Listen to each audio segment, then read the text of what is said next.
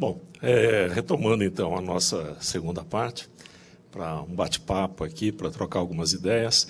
Vinícius, obrigado aí pela sua apresentação, não tivemos muito tempo de conversar, achei muito interessante, e acho que certamente tem muitas perguntas por aqui. Jonas, conversamos rapidamente, muito bacana o teu projeto. Isabela, né?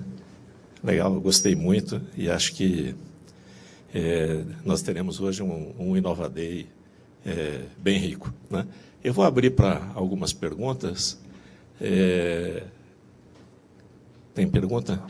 Ótimo.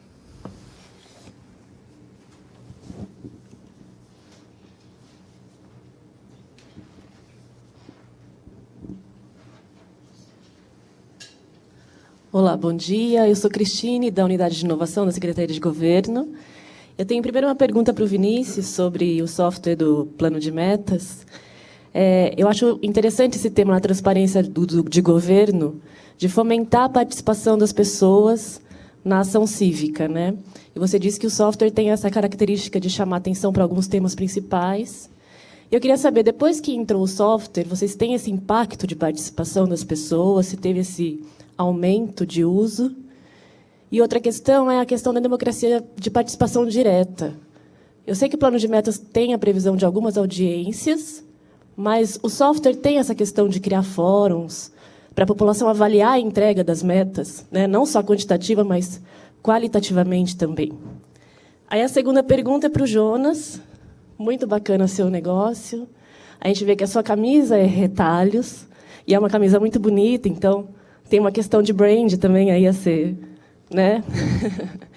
E eu queria que você comentasse essa questão desse novo mercado associado a uma questão ambiental, de logística reversa, que tem uma exploração aí a ser feita, de marca, e de falar também do empoderamento das mulheres, né? Porque tem uma questão de visibilidade do trabalho delas, de cooperativas de costura, para uma cooperativa que tem esse aspecto social e uma nova inserção do trabalho delas. Como que é isso na prática do dia a dia?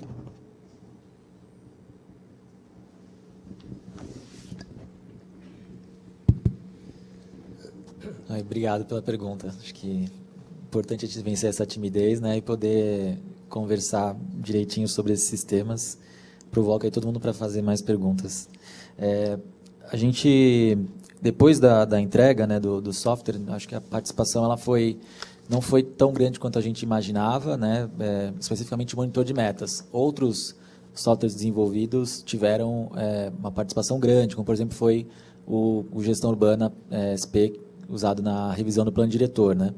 Eu acredito que no monitor de metas não houve tanto acesso, porque há uma vontade, de certa forma, da grande mídia de não valorizar o que vem do governo, né? Então, houve em várias publicações, matérias que tratavam as metas, né, da prefeitura, não citavam o canal. Você tinha, geralmente, uma leitura do que estava no canal, né? E, então, os acessos, geralmente, ficavam nas notícias e nas matérias aí criadas pela grande mídia. Assim, do ponto de vista da participação, o software, na primeira versão, teve a opção de seguir as metas e uma conexão com as redes sociais, onde as atualizações das metas iam para o canal, se não me engano, da Secretaria de Planejamento. Mas não houve espaço, na primeira versão, para criar uma espécie de fórum, apesar de ser a nossa vontade também, de que cada meta tivesse, além da opção de seguir, a opção de você poder não só comentar, como também enviar uma foto, por exemplo, de uma, né, vamos supor, uma creche, por exemplo, está sendo reformada ali no seu bairro, você poder mandar uma foto de como está aquela reforma para ter as duas perspectivas, né, do governo, do orçamento, da parte mais de planejamento e do cidadão que pode acompanhar também ali a creche todo dia, né, que às vezes está no percurso dele e tal. Agora, você perguntou também da participação direta, da avaliação da população, né?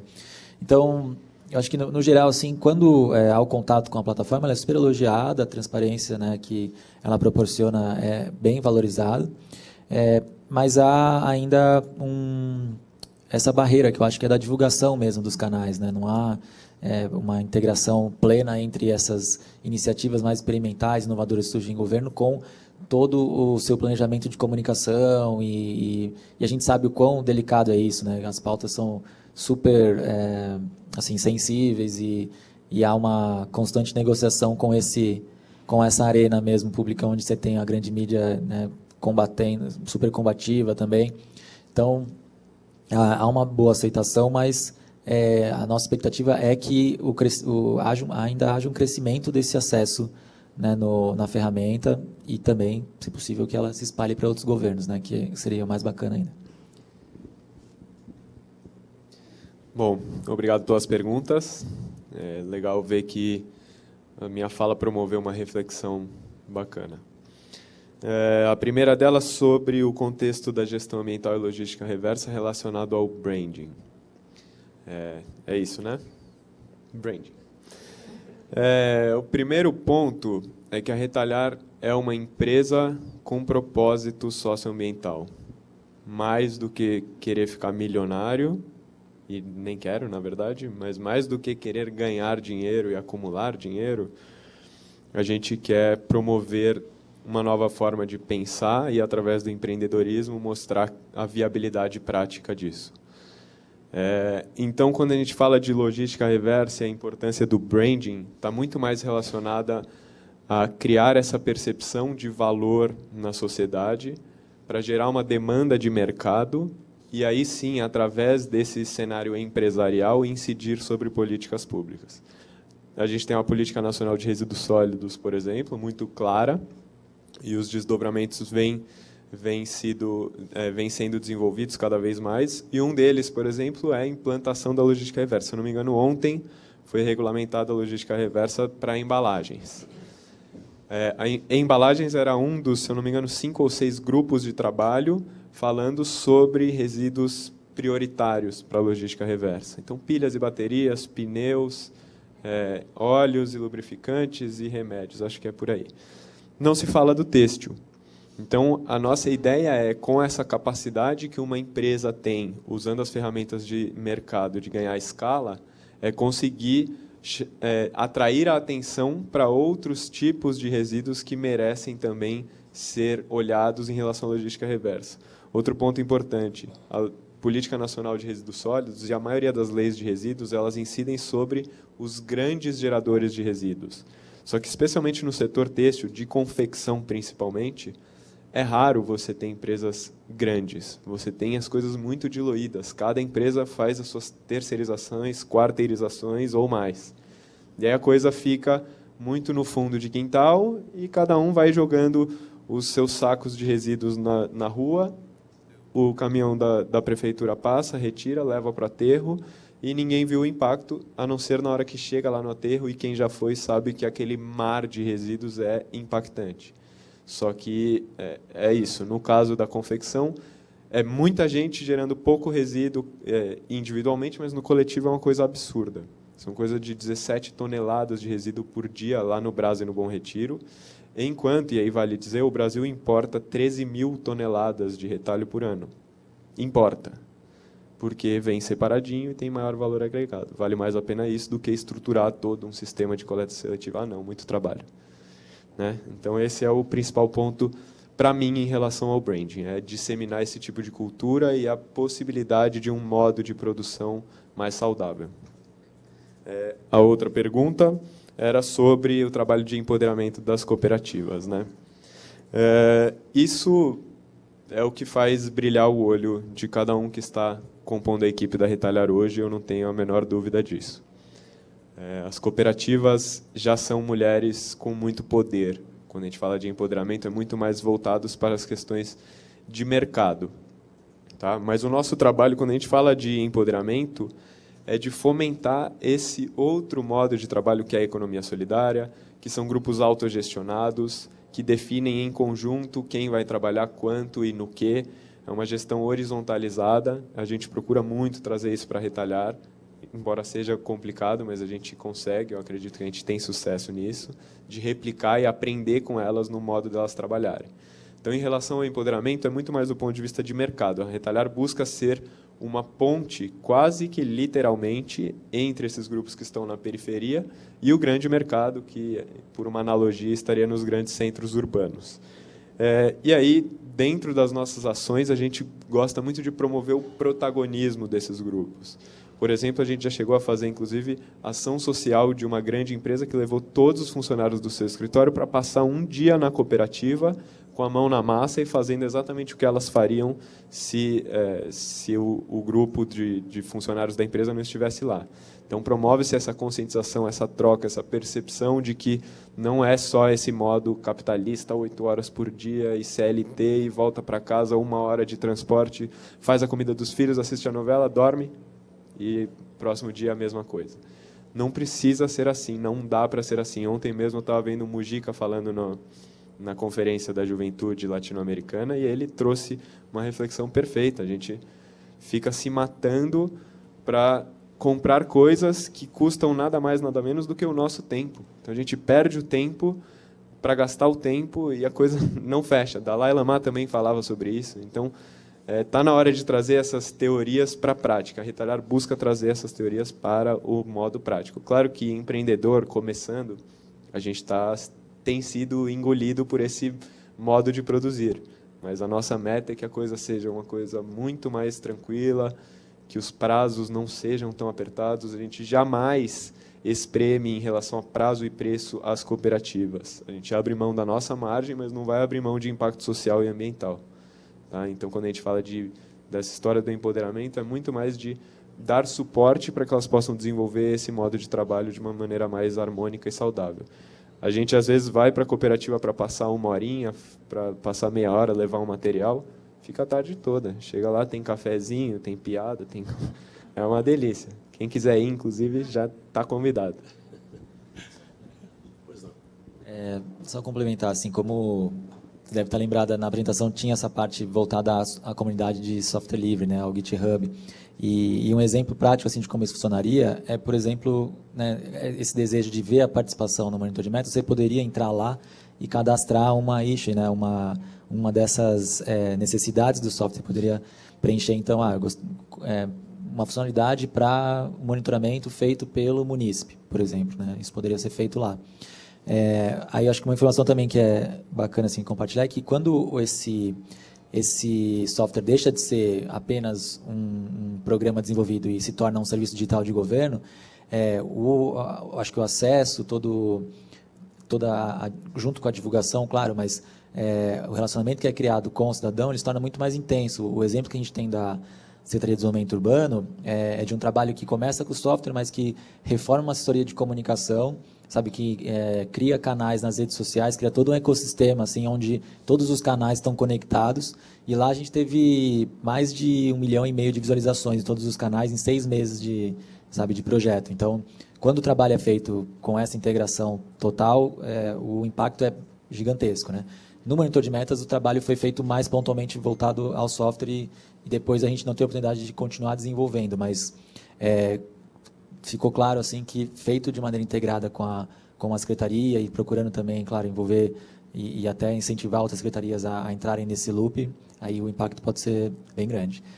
E um exemplo bacana que, apesar do monitor de metas não ter sido integrado completamente com outros canais, né, ele recebeu uma premiação recentemente. Até quem entregou foi o Cid Torquato, né, da Secretaria de Direito às Pessoas com Deficiência, se não me engano, né, do Governo do Estado, que é o prêmio WSA, né, então valorizando os recursos de acessibilidade, né, e também a parte de transparência, um prêmio internacional.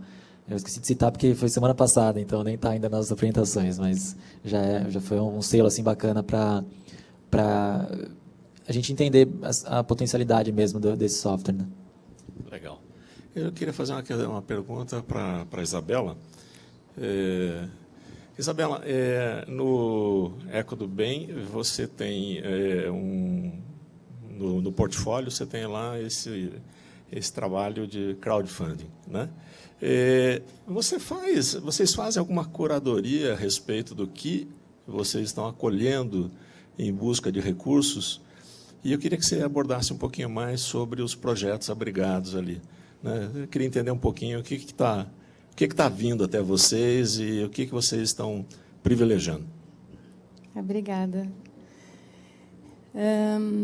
A gente, sim, faz uma curadoria dos projetos A gente tem aí 3 pessoas que nos ajudam nessa seleção de projetos. Como eu falei na apresentação, o nosso DNA é nas 8 dimensões da sustentabilidade. Mas, por exemplo, acabou de entrar um projeto que, se você pensar na essência, ele não é super sustentável. Assim, pela questão, o projeto em si é andar de bicicleta há 2 anos.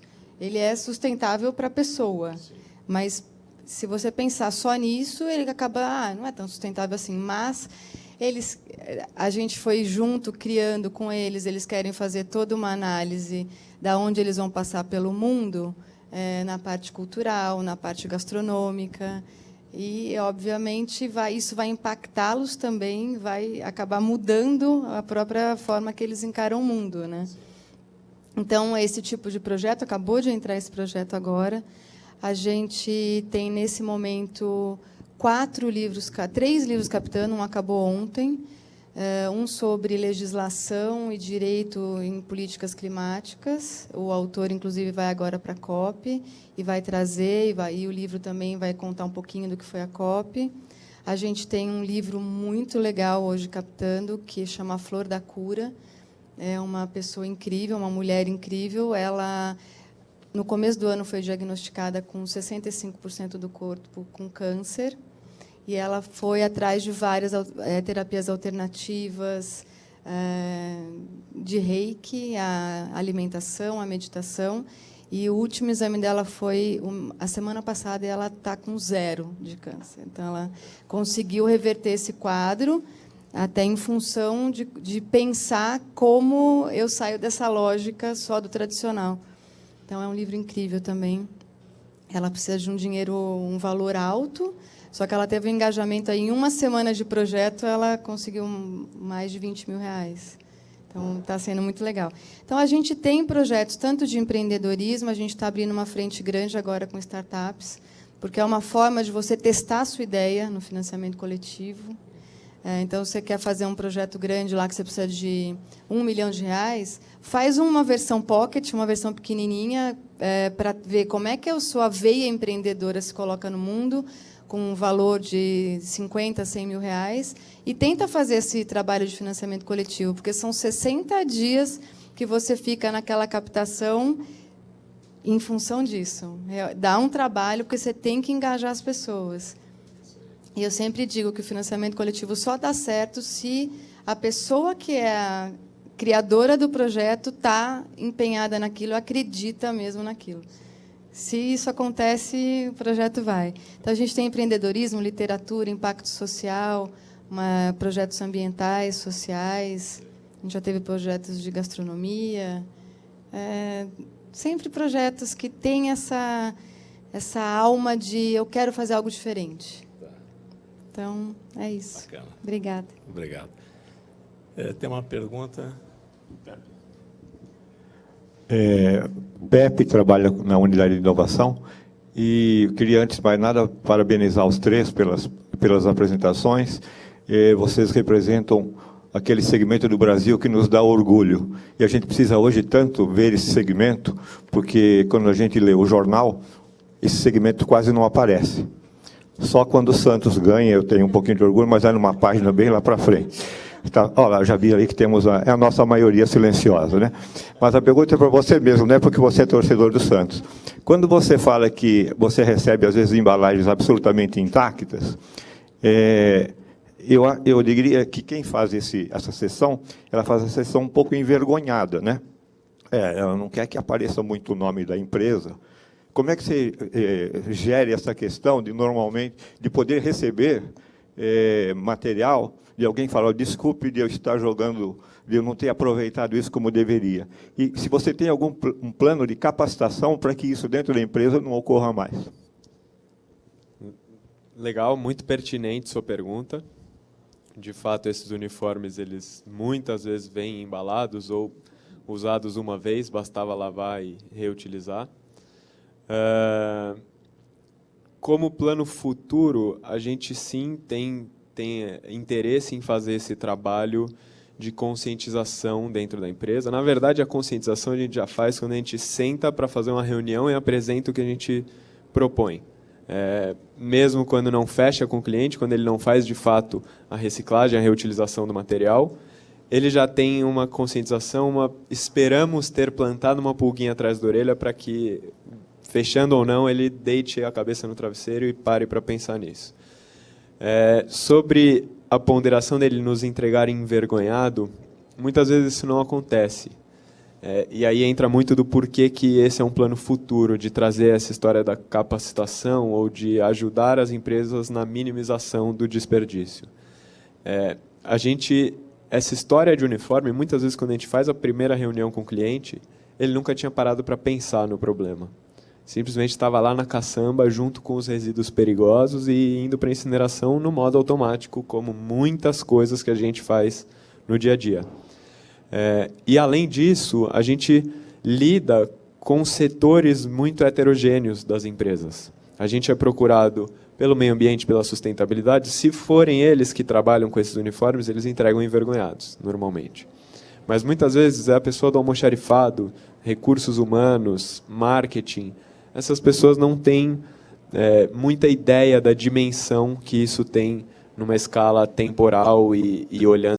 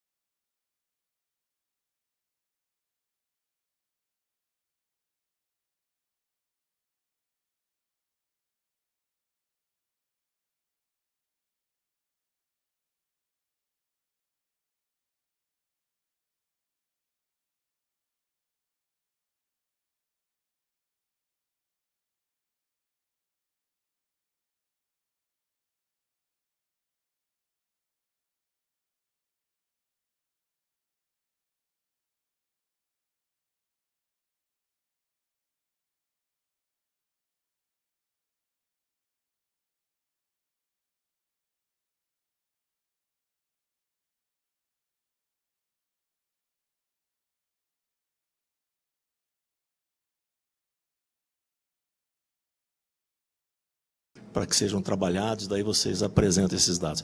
Eu tenho uma dúvida se isso está aberto para outras startups cívicas, tal, ou não, entendeu? Então, o processo do monitor de metas, ele não se tornou esse serviço digital de governo, né? Então, houve uma ou duas publicações que a gente fez, e nessas publicações os dados ficavam sob a tutela da COPLAN, que é a Coordenação de Planejamento, e o software, a partir da camada do software, sim, tudo era público no sentido que você poderia inspecionar o código e tal, mas os dados eles precisam ainda de pedido de acesso, né? Eu preciso me certificar, mas como a gente não fez esse desenvolvimento inteiro, a gente não conseguiu chegar nesse melhor padrão que é a abertura dos dados, a abertura do código e a participação em todos esses níveis, sabe? Mas provavelmente os dados ainda ficam sob a tutela da coordenação de planejamento, tá? Mas eu acho que a tendência disso é mudar. Até dentro do site tem uma parte de desenvolvimento que explica mais ou menos qual é o objetivo que está por trás daquele software, né? Que é realmente divulgar as metas e os projetos de uma maneira aberta, assim, e favorável à participação. Agora, a maioria dos outros softwares que foram feitos tiveram uma abertura assim de dados radical. Até o próprio gestão urbana do plano diretor teve, inclusive, mapas que foram abertos. Assim. Então, você podia ter uma visão do que, de qual a leitura, né, qual a cartografia que a própria prefeitura fez. Né? Então, a maioria desses softwares estão saindo com um nível de transparência e abertura bem grande. Assim. Eu queria também que vocês compartilhassem, quando é que vocês perceberam que dava para viver disso? Né? Quando é que vocês... chegou no momento que vocês falaram o seguinte, pô, mas será que vale a pena esse negócio mesmo? Né? Será que não é melhor dar uma recuada com elegância e tal? Eu queria que vocês relatassem como é que vocês iniciaram, né? Ou seja, o que levaram vocês a isso? Em que momento vocês falaram o seguinte, olha, dá para viver disso? E em que momento vocês fizeram uma reflexão se valia a pena ou não, a dificuldade. Na verdade, a gente quer compartilhar com quem está assistindo esses momentos também. Né? Ou seja, tem gente do outro lado aqui também pensando em fazer alguma coisa e acho que gostaria de saber essas reflexões que vocês passaram. Tá certo? Vamos lá?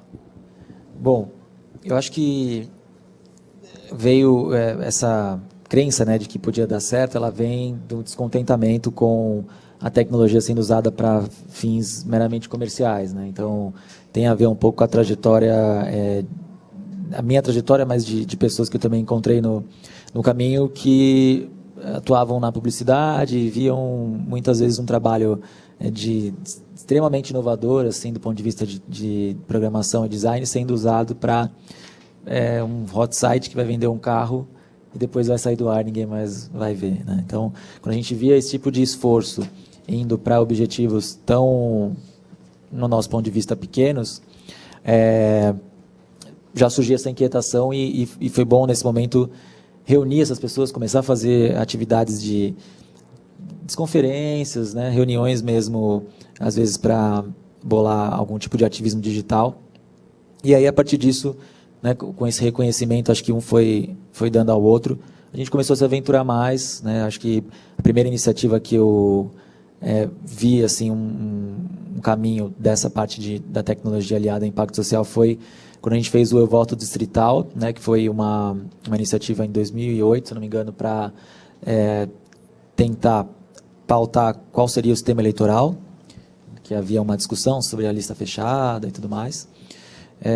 A partir de lá, surgiu para a gente essa possibilidade de negócio, onde, né, fundações, institutos, ONGs podem apoiar um movimento, uma campanha, né, como a gente chama de advocacy, assim, né, que é essa questão de manifestar um desejo.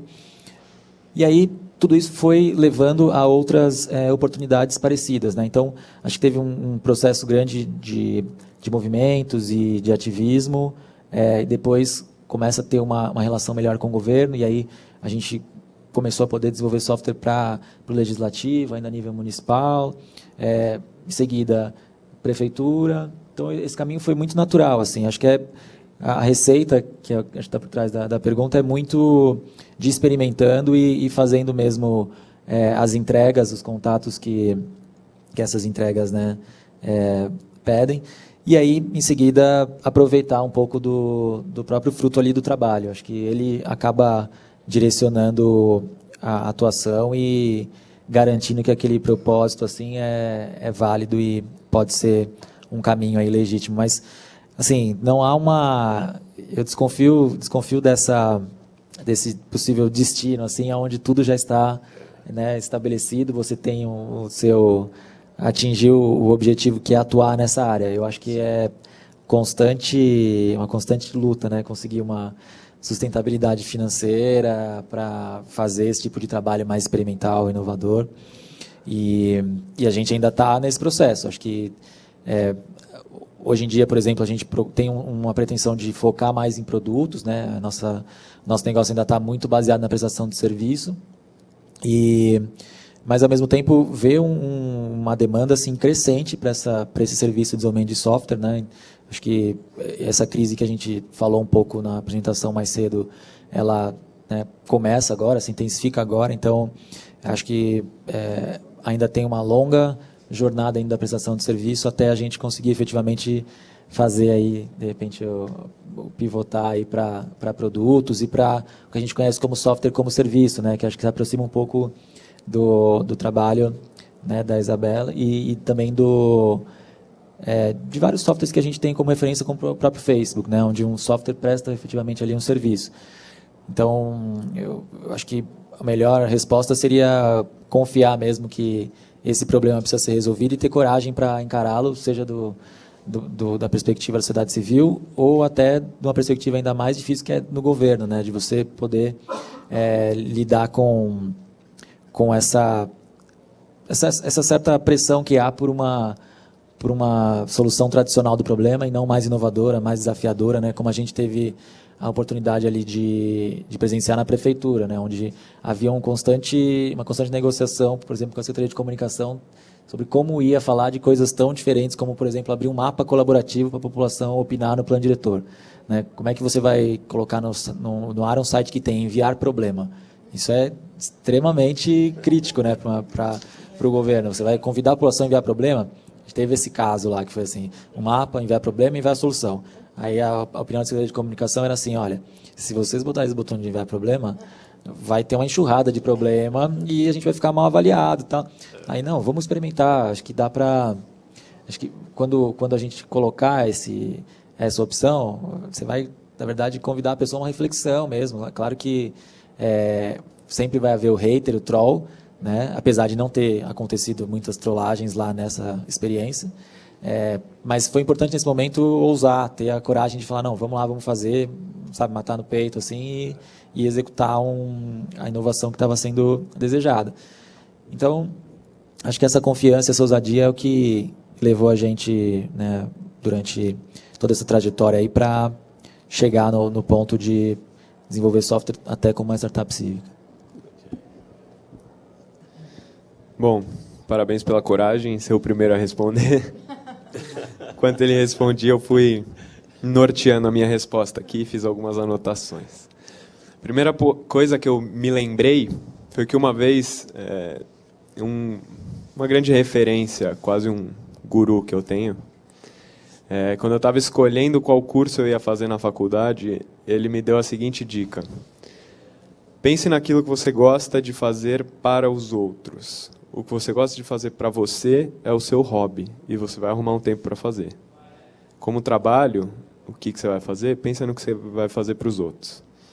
E foi assim que eu escolhi a gestão ambiental. Eu entendo a profissão, antes de ser uma carreira, como uma visão de mundo. E aí é que vem o empreendedorismo como uma ferramenta para você trazer essa visão de mundo à prática. Tá? Esse é o grande pano de fundo do que eu quero dizer. Sobre a história da Retalhar. Começa com a criação de um setor de sustentabilidade dentro de uma confecção de uniformes. Várias ações sociais, culturais e ambientais. Acho que a principal delas, para eu ser mais resumido, é a coleta seletiva. Na coleta seletiva, a gente pesava diariamente todos os resíduos e precisava dar uma destinação adequada para eles. Papel, metal, plástico, papelão, tudo isso é muito fácil. Leva na cooperativa, a cooperativa vai pegar e vai reciclar. Agora, tecido, não é qualquer cooperativa de reciclagem que vai fazer esse trabalho e que vai enxergar valor nisso. Então, a gente teve essa dificuldade e fomos atrás de mapear os atores da cadeia da reciclagem têxtil. Identificamos diversos, conseguimos resolver a questão dos retalhos dessa confecção, até que um dia um cliente da confecção ligou e falou, estou trocando todos os meus uniformes, que já eram produzidos por vocês estão produzindo de novo, me ajude a descartar. Quero saber como que eu descarto isso de forma adequada e segura. E aí a gente voltou nesse pessoal que trabalha com retalhos para ver como é que dá para reciclar em escala os uniformes e o que mais que dá para reaproveitar. As cooperativas fizeram brindes e a gente entendeu como que poderia se dar escala nessa reciclagem têxtil. No final, para o cliente, a gente apresentou os brindes, ele adorou, comprou, assim, brindes dos mais diversos. Lixeira de carro, avental, luva de pegar coisa quente, cama de cachorro, realmente uma criatividade absurda. Aí a gente identificou que, bom, aí tem alguma coisa. Acabou sendo mais um dos vários projetos de sustentabilidade que a gente tinha dentro da confecção, até que um dia no Facebook, aí o software vindo mais uma vez, apareceu uma postagem de uma pessoa procurando por uma ONG que fizesse brindes a partir de uniformes.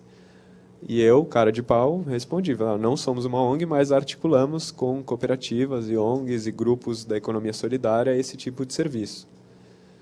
Ela gostou, entrou em contato, fizemos uma reunião. Quando foi ver, ela era gerente de sustentabilidade de uma grande companhia aérea brasileira. No final, a gente fechou o negócio, entregamos o projeto, mas ao final da entrega estávamos exaustos.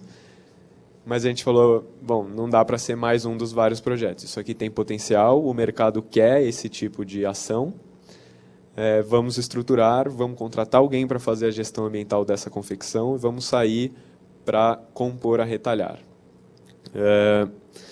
E aí claro que muita coisa mudou. Hoje a gente, e aí eu deixo claro, não somos uma produtora de brindes a partir de uniformes, ok? A produção de brindes é uma das alternativas que a gente oferece para a logística reversa de uniformes profissionais.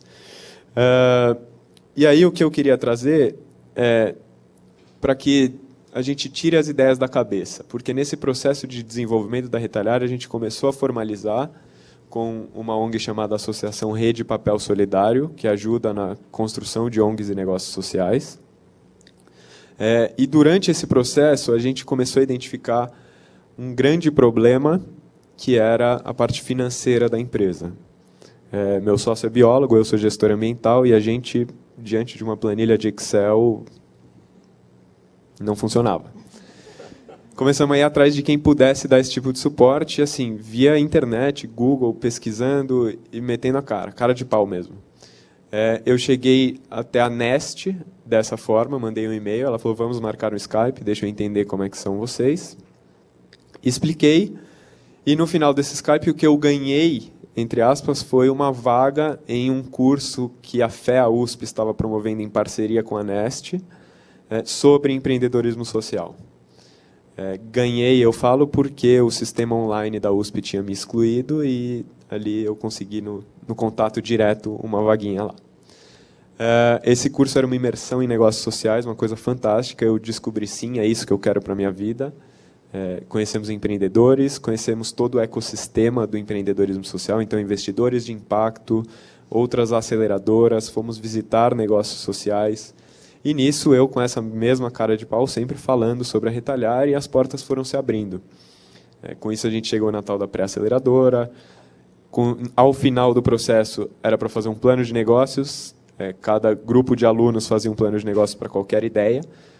Com isso, eu tive a oportunidade de colocar a Retalhar no papel. A gente foi eleito o melhor plano de negócios daquele curso. Ganhamos uma viagem para o Peru, onde a gente conheceu negócios sociais da Nest por lá. Ganhamos um capital semente para ajudar na estruturação da empresa e fomos convidados a entrar no portfólio de incubação da Nest. E aí tudo começou a acontecer, porque a gente passou a conhecer muita gente e fluiu. Basicamente, as travas que a gente tinha, os nós que tinham, foram sendo desatados um a um. E não para de aparecer nó, é claro. Quem empreendeu sabe que cada dia é uma grande batalha. Mas a dica que eu dou é, não guarde a sua ideia, especialmente se você quer empreender com propósito. Se o seu propósito é só lucro, lucro, lucro, aí não sei dar dicas, sinceramente. Porque rola aquele medo, e se alguém roubar a minha ideia? No caso da Retalhar, se alguém roubar a ideia, se for para reciclar todos os tecidos do mundo, pode roubar, por favor, rouba. Se você tiver uma ideia melhor que eu para colocar isso em prática, vai lá. Eu já aprendi muito nessa trajetória de empreendedorismo. Tenho que me conter com as ideias de mais e mais empreendedorismos. Às vezes eu estou no semáforo, vejo a molecada fazendo malabarismo, e isso realmente aconteceu. Eu falo, por que a gente não pensa numa ideia? Já tem o projeto pronto, inclusive, se alguém tiver interesse. Então, é um sonho. A Retalhar é um projeto de vida para nós que estamos lá, porque ela é a forma da gente materializar essa visão de mundo que a gente tem. Então, minha dica para quem tem vontade: vale a pena porque você está fazendo aquilo que você acredita. Então, o brilho no olho e a motivação para acordar todos os dias, ela vai existir. Para quem quer empreender só para lucro, realmente não é comigo. Alguém talvez possa dar dicas melhores. É interessante mesmo, né? Eu e o Ricardo, a gente sempre brinca. A gente é uma fábrica de ideias. Uma coisa, vem uma ideia, outra ideia. Vamos fazer isso, vamos fazer aquilo. Não, calma, para, foca. Porque a gente não dá tempo nem de fazer o que a gente faz hoje, né?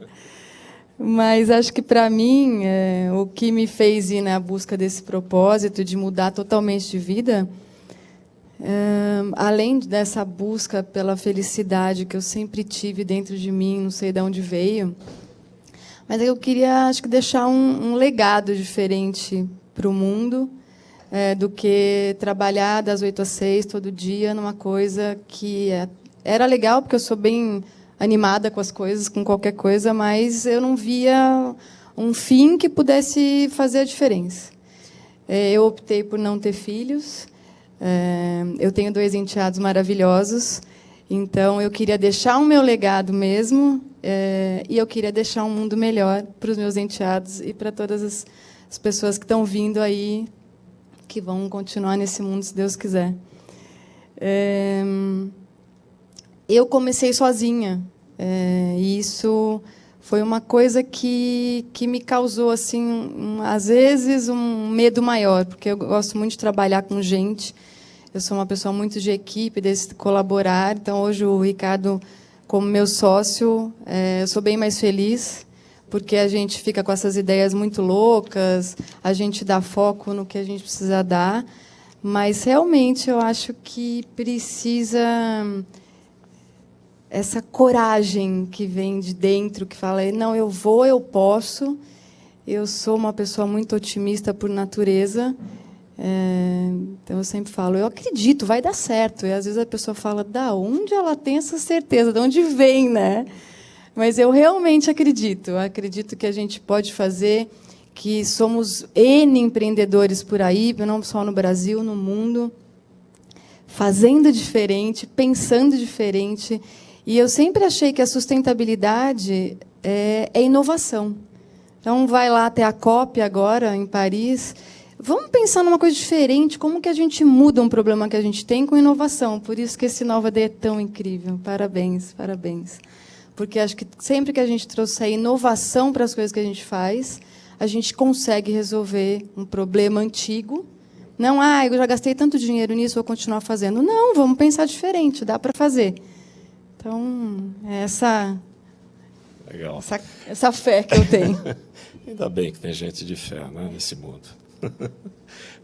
O Vinícius, eu tenho, ainda da sua apresentação, eu fiquei 2 dúvidas. Uma é assim, qual é o público que monitora a meta, que frequenta aquele espaço? É a população em geral, são professores, eu queria entender um pouquinho se você tem uma ideia com quem você fala, com quem que você oferece isso aí. E a outra questão que eu queria colocar é a respeito do café rápido, né? Eu sou de um tempo que havia umas plenárias intermináveis e ficava discutindo uma série de coisas. E para quem trabalha com código, eu imagino que você queira síntese. E esse espaço seja um espaço de divagação muito grande. Então, eu queria entender como é que funciona isso e por que isso é legal. Bom, o público, a gente, claro, tem, né, uma tentativa nossa de atender a todo e qualquer munícipe, né? Acho que a comunicação da prefeitura precisa ter esse foco mais amplo, mas o que a gente sentiu que se aproximou mais das soluções foram conselheiros, foram formadores de opinião, então, muito dos profissionais da economia criativa, né? Da chamada economia criativa.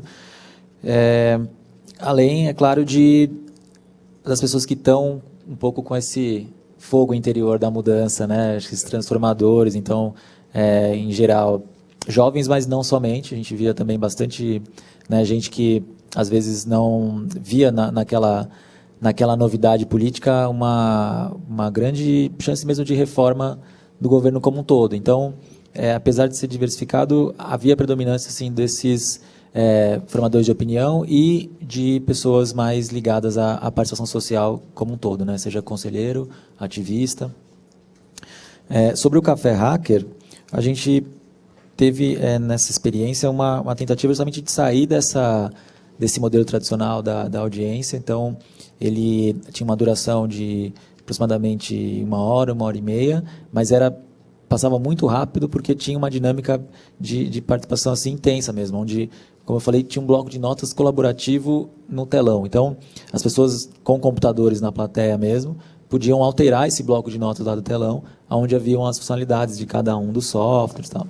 Então, não é o modelo unidirecional, assim, né? Então, a gente lá já tinha uma experiência bem mais interessante de participação mesmo. E, claro, dividia esse evento em uma parte assim, de apresentação da própria ferramenta, mas deixava a maior parte do tempo para essas interações rolarem mesmo. Muito bom. Mais alguma questão? Eu tenho ainda mais uma, desse modelo de participação. Esse modelo de participação, no caso dos projetos que são abrigados aí para crowdfunding, esses 13% são cobrados dos doadores, é isso? Como é que funciona?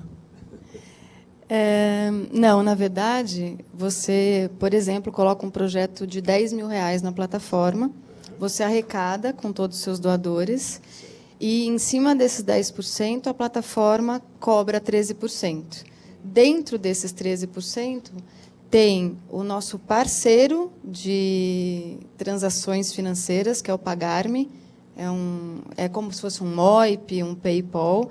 É como um banco virtual, o dinheiro vai acumulando ali. No fim, o projeto bem-sucedido, a gente faz um split e manda o dinheiro para o dono do projeto.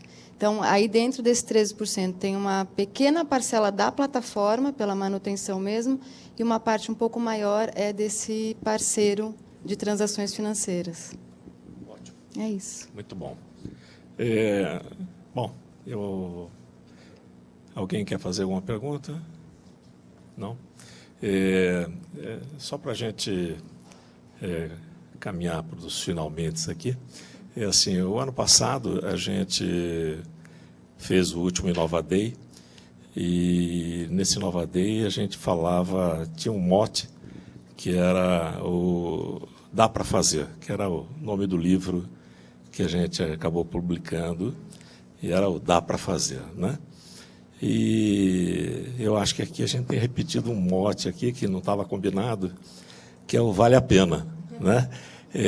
Vale a pena, na verdade, é um grito de resistência do servidor público que quer realmente fazer, quer continuar fazendo, quer inovar, quer melhorar e está lutando, né, para isso, né? Então, o mote desse nosso último Inova Day aqui é o Vale a Pena. Muito legal. Obrigado pela presença de vocês, foi muito bacana.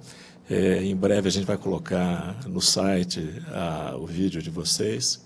Se vocês quiserem compartilhar, aí fiquem à vontade.